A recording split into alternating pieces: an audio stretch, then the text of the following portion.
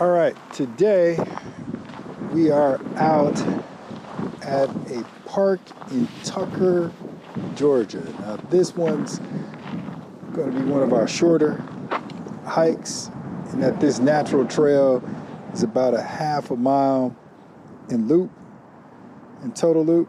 So this is the Tucker Natural Preserve area.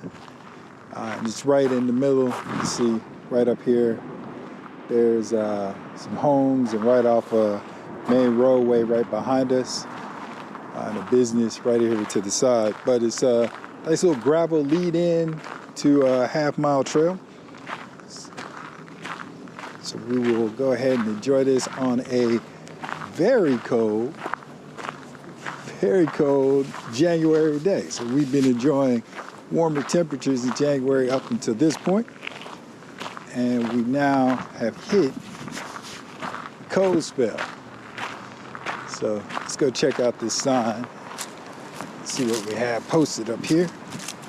It's got good parking, about 5 parking spots that are available right here in the park.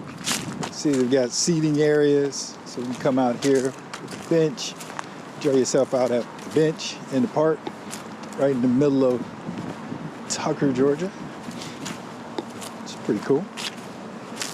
And yep, and the sign does indicate that we are at the Tucker Nature Preserve. It gives you the address, so we're right off of Lawrenceville Highway, and provides opportunities for volunteering, a little history on the trail. Looks like at some point they may have had like trail maps that were available, and then they give you birds that you can identify out here. So interesting. We'll just make our way. We're going to follow the All Trails map today and enjoy the trail. So it looks like there's an entrance right there. We're going to go through the main gate and work our way back that way. All right, here we go. Let's see what this is. Okay. QR code or something. So we are layered up. I have gloves on today. It looks like a lovely day, which it is. Oh yeah, that's clearly a pathway, so you can see it coming out. This one has a marked entrance, so we'll take that first.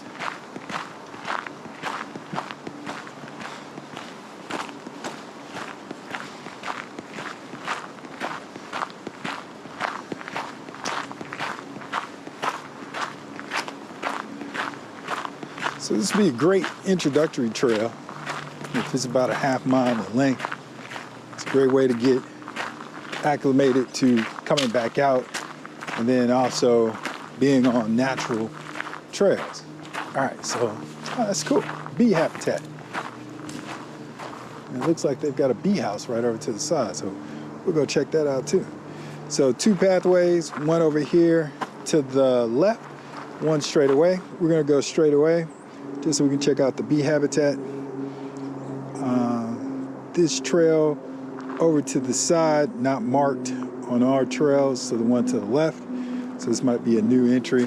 We'll follow the main trail that we can see here and then go up around the bee habitat.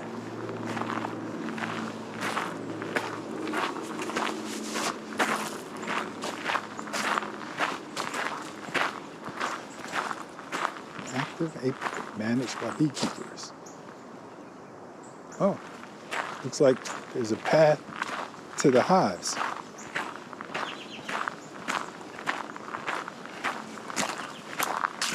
All right, so let's see what it says here. Okay, great warning about the bees. So this appears to be the main trail. According to All Trails, straight ahead. This is a side trail. So we can take a look at the bees over to our right. Actually, the turn that we faced when we were back at the first split, that was to the main trail. All of this is the side trail. So where we are now, side trail, not on the main trail, but let's go hike it and take a look. All right, so to avoid getting stung, don't stand near the honeybee flight path in front of the hive. Always stand next or behind the active beehive. So great warnings. Looks like a great training video. It's January and it's coldest day in January, so I don't know if we're gonna see many bees out, but great explanation on the queen, the worker, the drones, and then the breakdown of the inside of the hive. Very cool. So this should be very interesting. You can see all the vegetation is down due to the winter. It should be very interesting during spring, summer. And it breaks down everything about the bees. Why hexagon? It's a great breakdown. So they use hexagons. It's all about math. The interlocking hexagons of the honeycomb require the least amount of beeswax and store more honey than cells of any other shape. So it's all math. It's all math and science as to why they do this. Wow, could be 30,000 bees in a hive. So I don't see anything happening right now. And they may have moved the bees.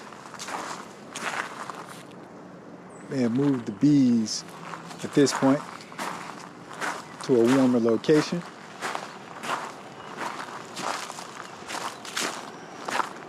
So I can only imagine. There's an upper trail. This one cuts me right back to where we were.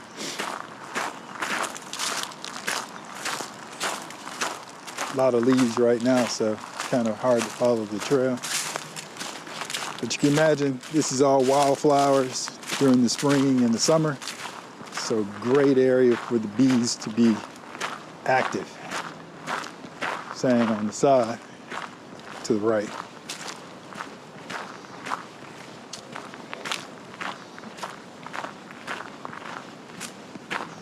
So great interesting things to pick up on. Parks that are right in your neighborhood. Drive by this area frequently and would not have known about the apiary.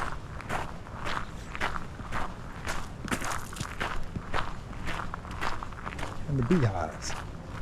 You can see it backs right up on the neighborhood. Plenty of birds out here. Well, they probably had the bird sign. All right, here we go. So,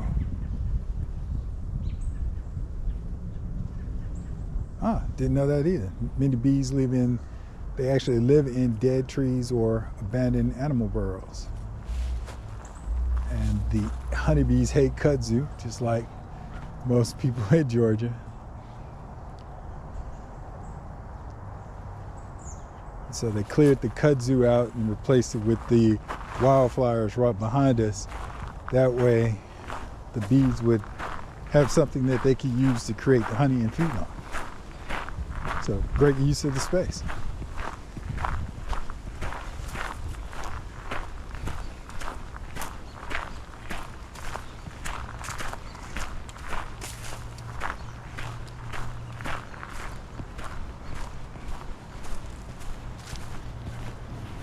And this breaks down the bee food. Bees pollinate 1/3 of the foods that we eat, such as blueberries and watermelon, and they work hard. It takes 8 visits for a bee to fully pollinate one watermelon blossom.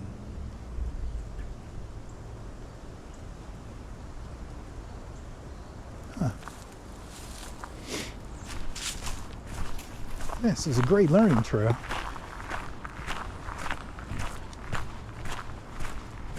Good to bring. Good for all ages, young and old. Learn a little bit more about bees.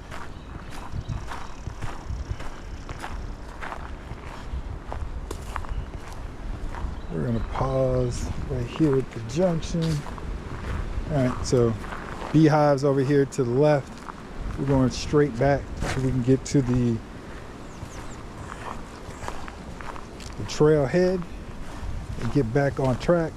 Just adjusting my upper strap on my backpack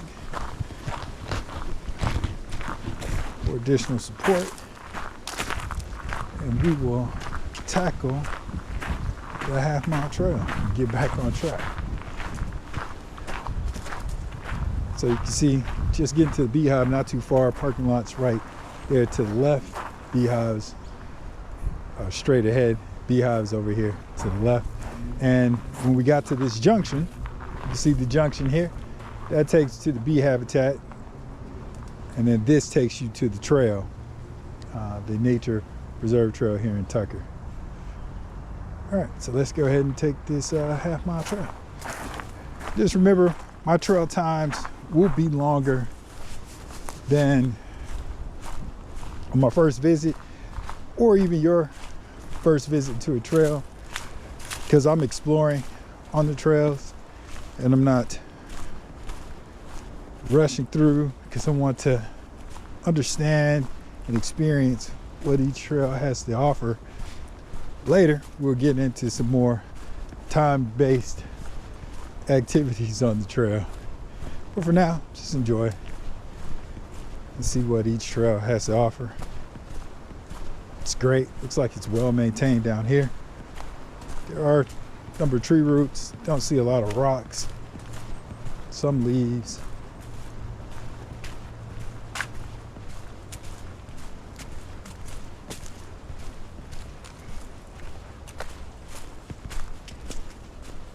As we move further away from the road, you hear just a little bit less road noise out here than when we were at the bee area, beehive area.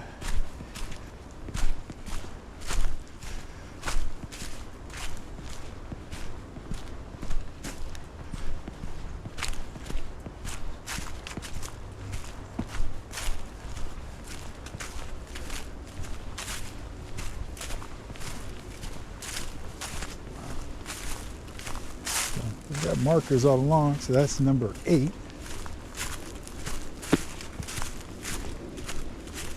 Looks like we got a little bit of an incline.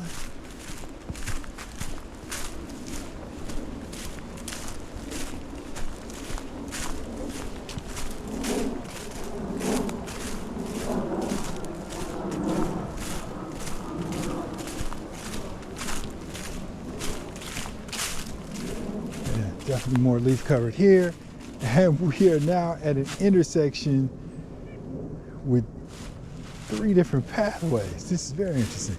So one to our left that splits and goes in 2 directions, one directly ahead of us, one to the right, and you can see all around. I can see homes through the trees all around us. So let's see what's the best way to go.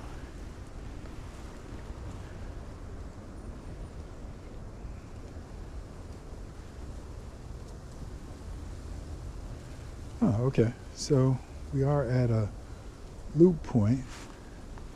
So if I go there, I should be able to loop all the way around. So let's go do that.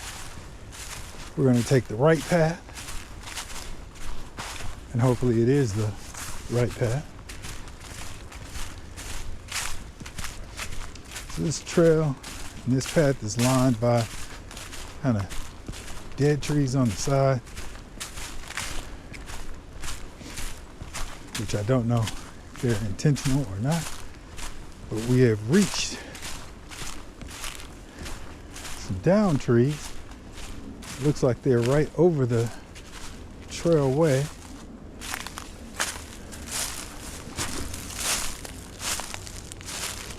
Oh wow, this one looks like they've come down fairly recently. See where part of the tree stayed with the roots while the rest of it came down. It looks like it's been down for a while, because this looks like a pathway that people have been taking.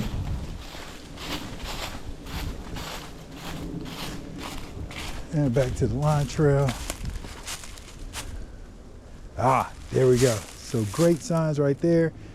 This trail, because it is so close to the homes, some of the homes actually, their property line comes right to the edge of the nature trail. So maybe a little bit hard to see, but you can see in the distance, keep out, private property, no trespassing signs in the back, so that the owners can preserve their property. So 2 more signs right back over here.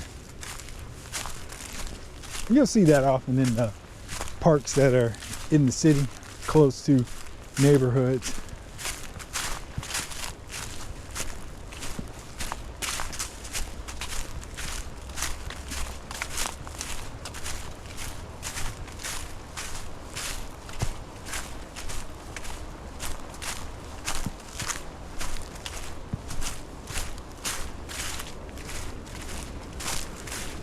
This looks like the extent of the trail. You can see there's more wooded area behind us. I don't see no trespassing signs further up, but they're curving us back at this point. Still a great trail. A quick one for the bike. Great for walking. Wanted to get distance. Probably walk it a couple of times. Feel good, kind of reverse your path.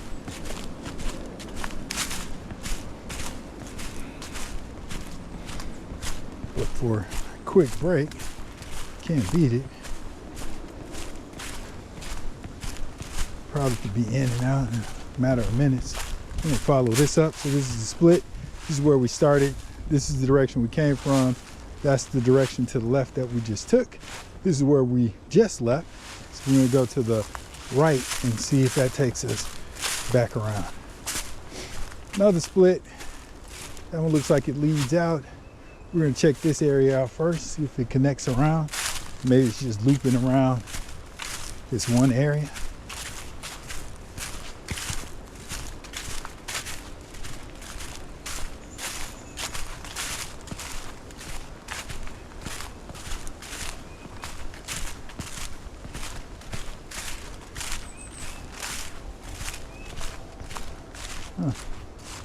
So that's someone's, it's a gate. So that could be going to private property or maybe another section. Yeah, that definitely looks like private property because homes, fences, the fence line is the edge of the property. Looks like that one just leads directly into the park.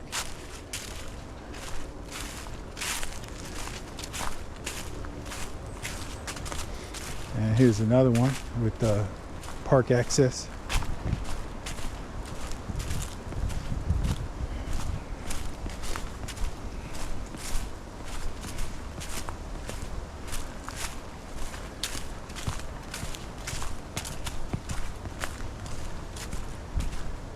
Okay, so that appears to be another inner loop. Straight will take us out to the park area. This one intersects back with where we were, so kind of cut around where you can go the long way through.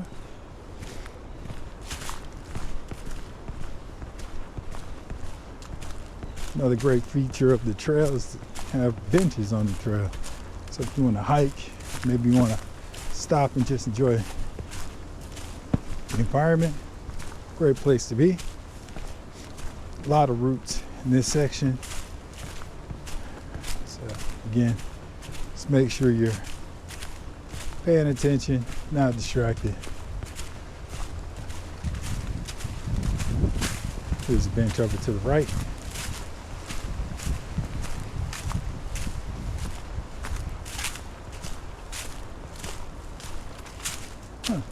It almost looks like another pathway leading out there. This one will take us to the main entrance. So we're going to pause because that may lead us back to the sign where this is leading us back to the same area that we started. Yeah. Very interesting. We're going to go ahead and I'm going to complete this loop and I'm going to come back and walk around there.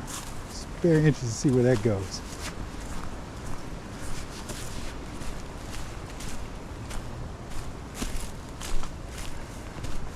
So more down trees.